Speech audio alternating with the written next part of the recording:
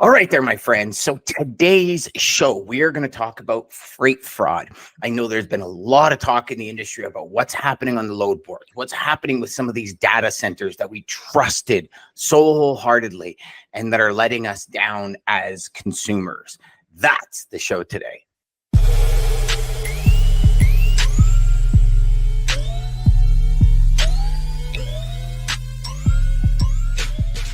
Welcome back, my friends. And as I said in that quick intro, we have got a great show today. So today, my guest is Sean Matthews. And what we're going to be discussing today is a topic that I think has probably hit everyone, if not everyone, at least every company in this industry at some point in time. And that's freight fraud.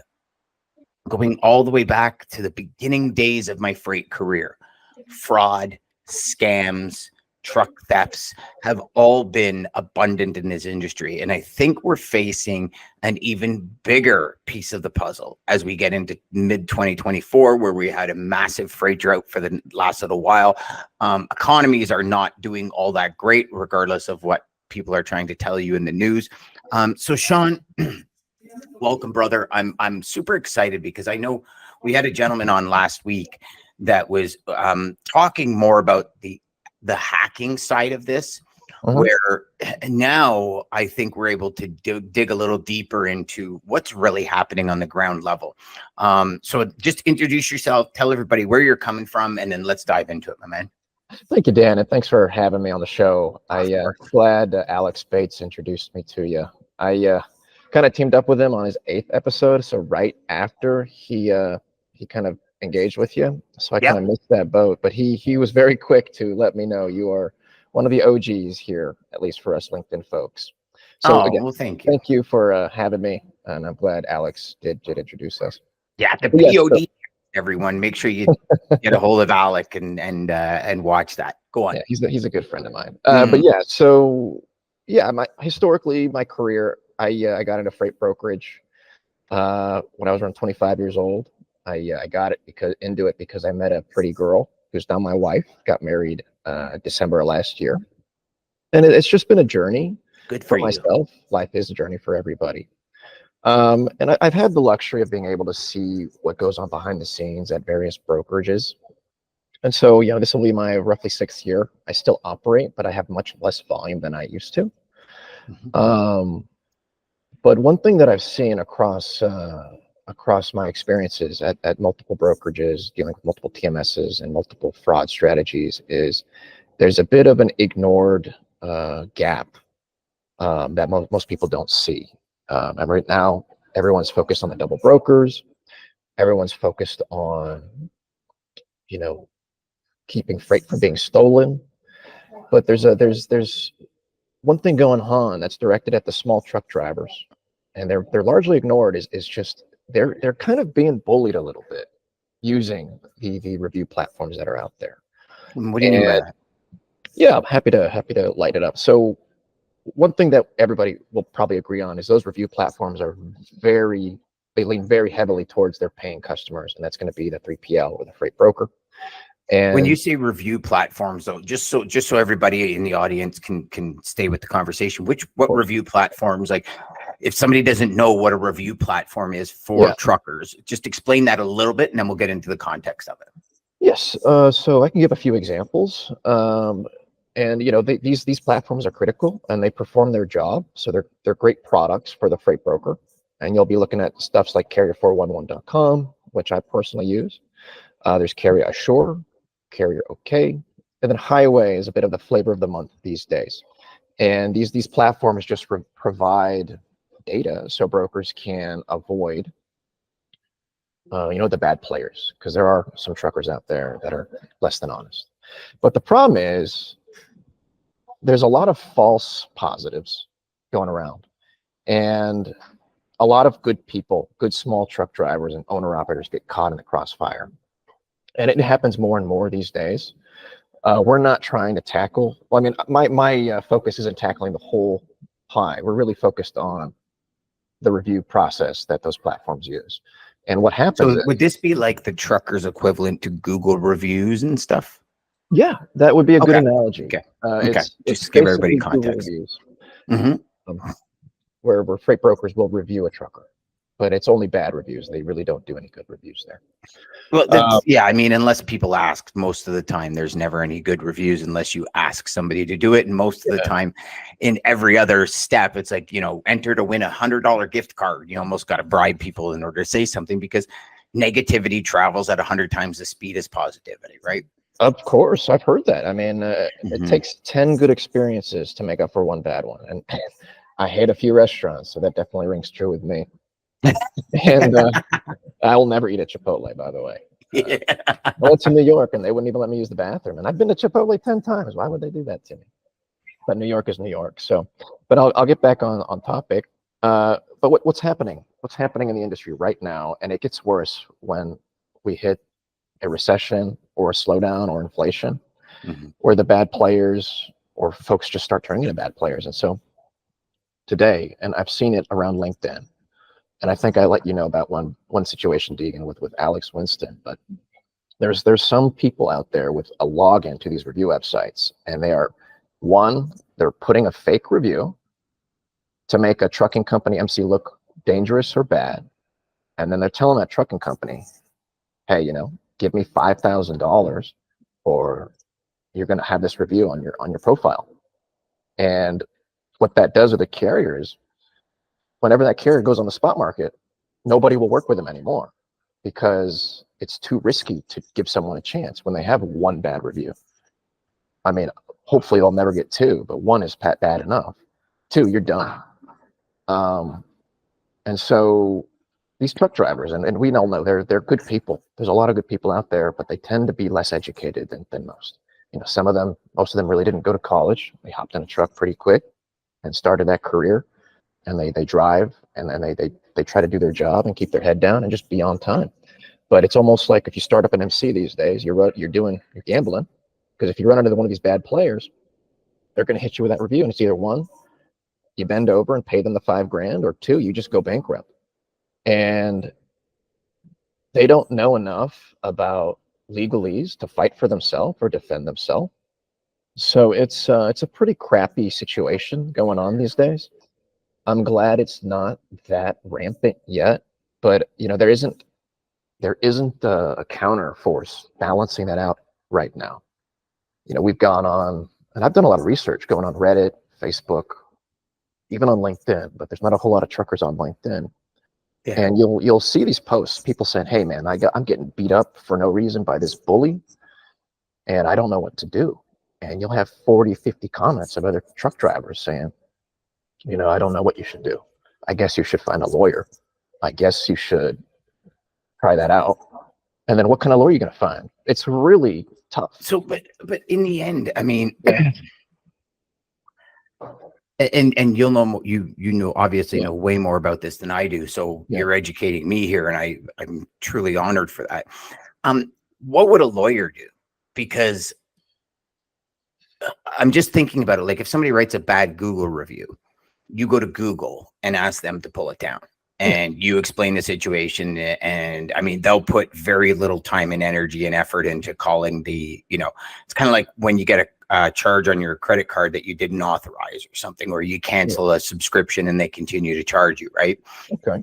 It's sometimes very difficult to get that back. Oh yeah. So how would, if there's any drivers out there watching this, Yeah. let's get into how they would go about correcting it, or who they could get in touch with, or can they get in touch with you? Will you help them? Like, I see that as being a huge problem, but the other side of it that I see, and maybe you can also educate me on this, Sean, is if there's one bad review, that really, and I guess in today's day, it probably does, that really would stop people from having a conversation and using their intuition. Like, and maybe it's just me, brother, but when I look at reviews, I barely look at reviews. The only time I look at reviews is when it's like a high dollar value. Yeah. Which I guess if you're spending 5-6 G's on a lane, that's a high dollar value. But I've always, and maybe it's the old school in me, but I've always said, let me have a conversation. And if I didn't if I didn't necessarily enjoy the conversation with the ops manager, I'd go to the owners or Yeah. somebody higher up and just say, hey, I want to kind of pick your brain. I want to, you know, I ask certain questions to see if I can catch them in a lie, in a fib, in an exaggeration. Okay. But how would a driver, because I agree with you, a lot of drivers are not necessarily technologically advanced, right? Where they understand, you know, the back end of how these things impact their business. Because you're right, they just want to get the job done. They Yeah. want to do the best they can. They want to provide a service to their little niche, their little world, which is a lot of, you know, local kind of group drivers throughout the US. So how would they go about fixing this? Yeah, I can get into that. And I think this is a two-part question. So, you know, what can a driver do if they get hit with one of these? Usually it's some kind of misunderstanding or miscommunication, but I mean, for different websites, they operate differently, but probably the single most well-known one is going to be Carrier 411 because I think they were first to market a while back. So they have the most market share. And what they do is they give you 72 hours to respond, which absolutely every carrier needs to be responding, to at least present their case on what happened, because the last thing they need to do is have a broker complaining about them and they have nothing to say back. And then, you know, they're not even defending themselves. But they'll usually find out if they didn't see the notification come through. They'll usually find out because when they go to the smart market, they just hear the new brokers saying, hey, by the way, I can't use you.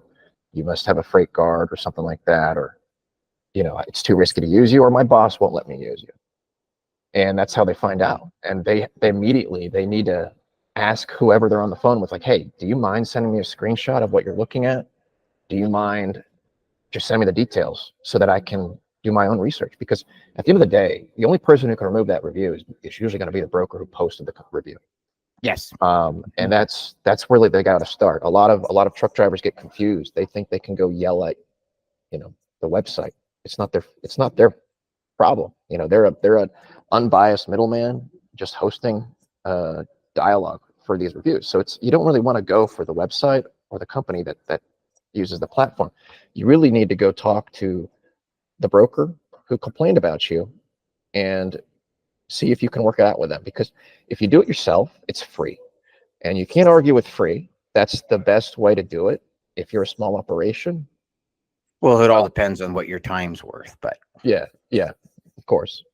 But then there are other folks that if you're not successful with, try it yourself first. It might just be an email, it might just be one phone call. But if that doesn't work, then you're going to be in a situation where you're going to have to spend some money to get a professional to do it for you. And that might be a law firm or another company. Okay, so let me ask you this, Sean, because you obviously seem very versed, especially in the Carrier 411. If I was a driver, owner operator, whether it was by myself or I had a fleet of trucks, can I not go to Carrier 411, register, and then set up notifications for my company? Kind of like what people do on Google, you know, Google mentions and stuff like that, where if anyone mentions your name, you can get a notification and an email will come to you saying, hey, somebody's talking about you or talking about your company. And you know, you just kind of monitor your, I guess, brand that way. Is there something inside of there that drivers can do so they don't get caught by surprise? Like they can actually hit it head on? From what I remember, that platform is very, it avoids engaging with truck drivers and trucking companies. So I don't think there's a way to register. I think they email to whatever is registered with the FMCSA. So whatever email is with the FMCSA, I think that's where they send the notifications to.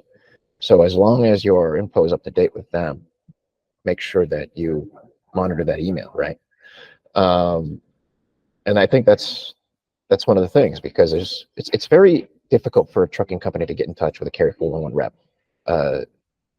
Almost impossible, I've heard. And even on their website, they say they will block phone numbers for trucking companies because that's not their target customer, and they don't need to be.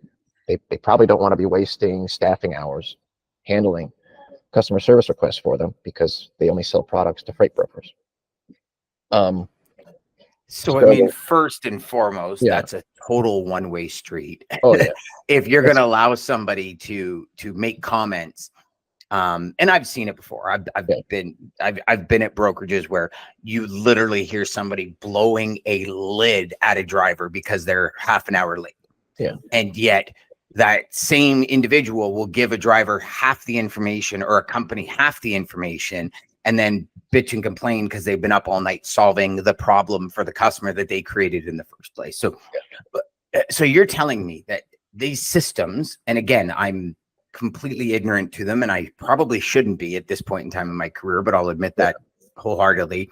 Never been on a carrier 411. Never. I mean, Transportation Insights is probably the only one that I peruse every now and then, which is like kind of like a locked away Reddit for executives and stuff in logistics, and they share information back and forth about everything in logistics. And this is something that even, gosh, back 2004 it was around, right?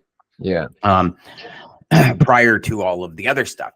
But you're telling me that a broker can go and write a report on a carrier and has all the tools to do it, does not need to provide proof, but then it's almost like a carrier has to jump through a million hoops in order to get it fixed, or they have 72 hours to reply when they might not even be registered, and there's very few tools for them to counter argue or whatever you would want to call it to a report that could possibly be false because these brokers, these fictitious companies are trying to extort money. Am I correct with that? 100%. And holy shit, that's brutal. I mean, some of these companies, they're trying to balance, they don't want to be liable for something like that. But from my conversations, and I'm friends with a few lawyers and law firms, they've mentioned that they do try to toe the line a little bit, but it's inherently very unfair. But I don't think it's the platform's fault, because they started out as a random review platform that just evolved into this horrible situation for everybody. So how do carriers review brokers? I think the leverage is so heavily in the broker's favor that the carriers really don't have the leverage to throw anywhere. That's absolutely asinine. It is. That is crazy, because you know what? The carriers are the lifeblood of the industry. Our suppliers, as a broker, our suppliers are the lifeblood of this industry. We would not have a business without them, hands down, no ifs, ands, or buts, because very few brokers will jump in a truck and go and get the job done.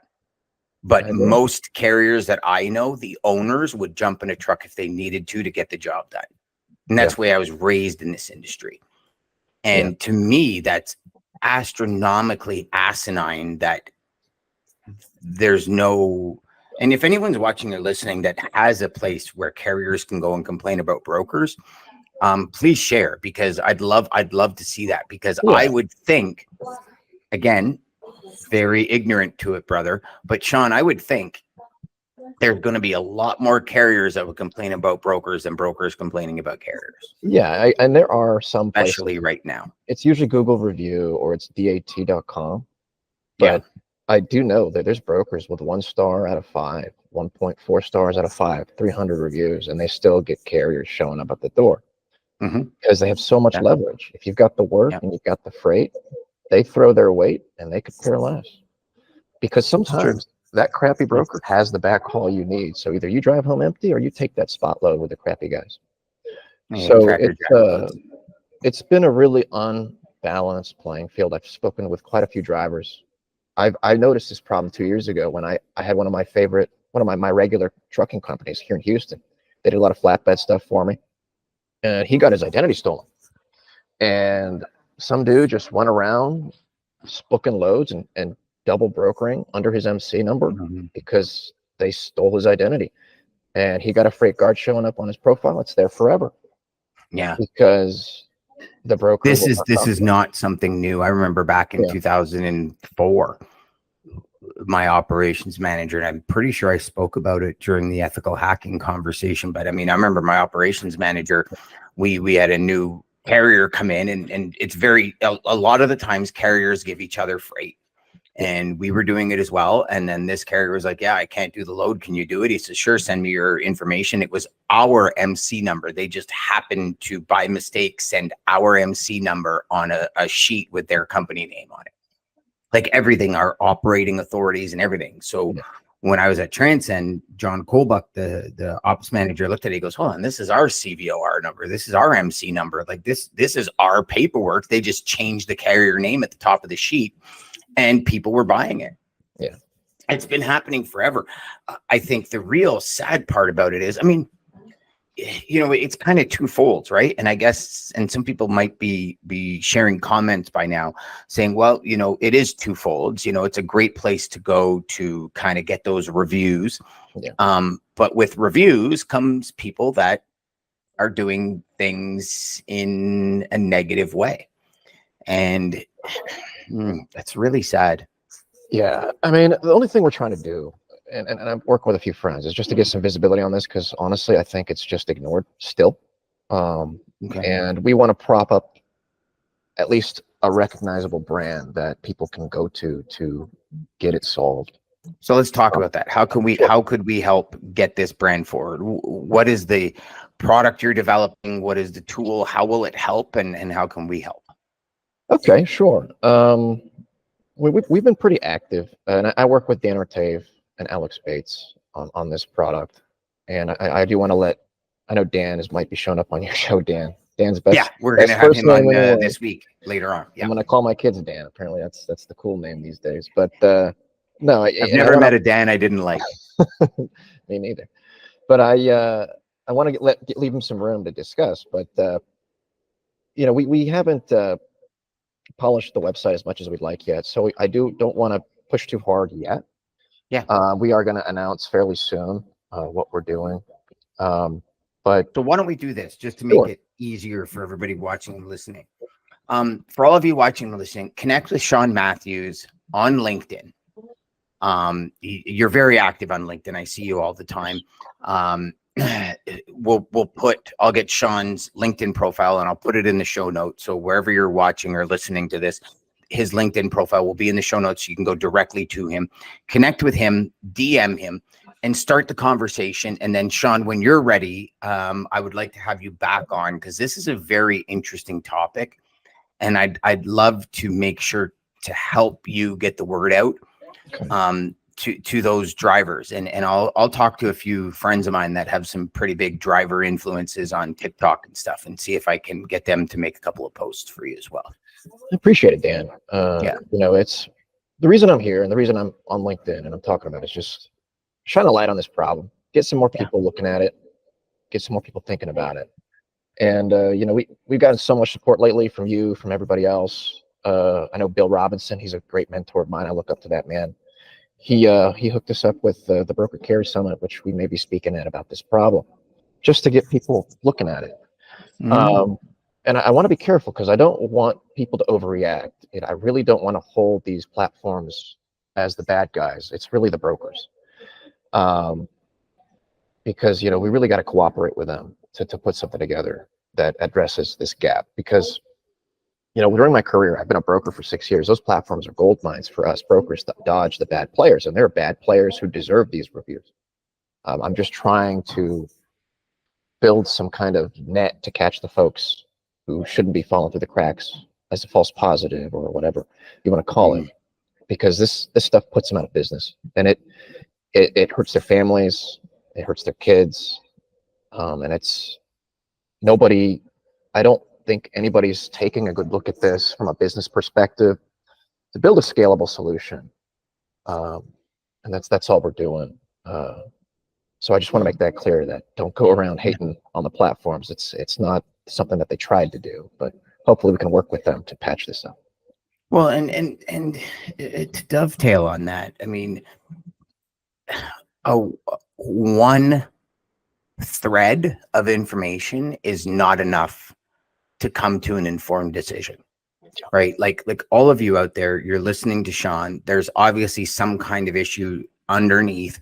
go do your own research on these platforms, on what's happening, on where it's happening. I always say you get 5 to 6 pieces of information and research on a single topic. Now you're educated enough to have a conversation about it. I'll do the same, and I'll be way prepared for our next conversation, because I think it is something, and especially if it's something, perfect example is I'm working with a supplier right now who I'm helping out, and they've been in the Canadian market for a decade and a half, operating under a large Canadian company, moving freight for them. Yeah. And they decided they wanted to start expanding and moving into the US.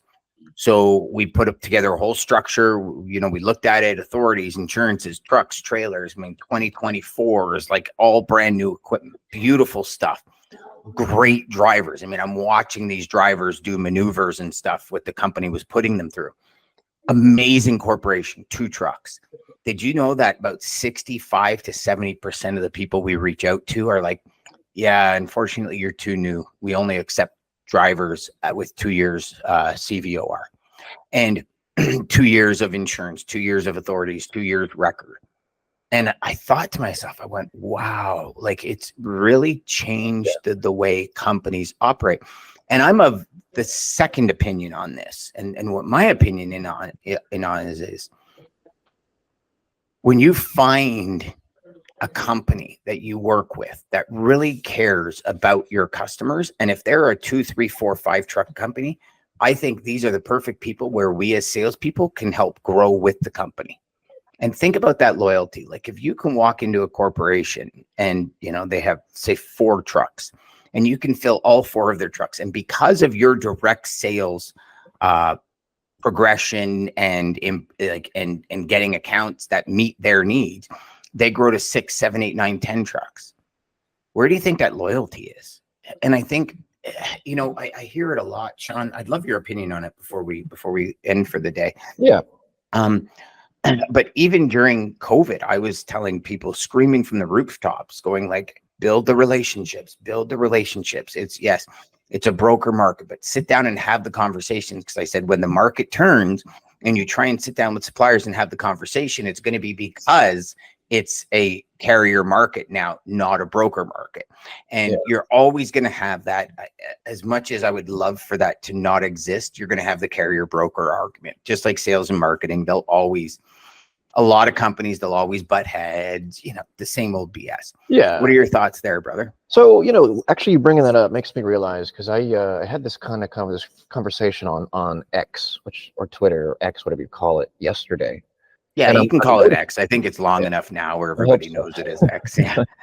But there's a lot of different types of brokers out there. Oh, yeah. And there's ways to be successful, but it's almost like there's niches for brokers. And I'm not just talking about mode of transportation. Because I'm ex-TQL and I've seen what TQL does in the office, and I respect the company. Number 2 of any industry deserves a lot of respect, but they definitely don't have a lot of fans.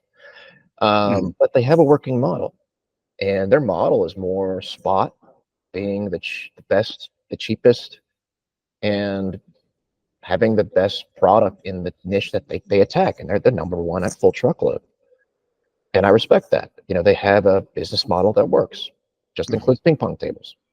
But then there's brokers like you, they look to really build deeper relationships with these carriers and build a team. And I've done that before at my time. I used to do all the overflow at a company called Palletized Trucking here in Houston.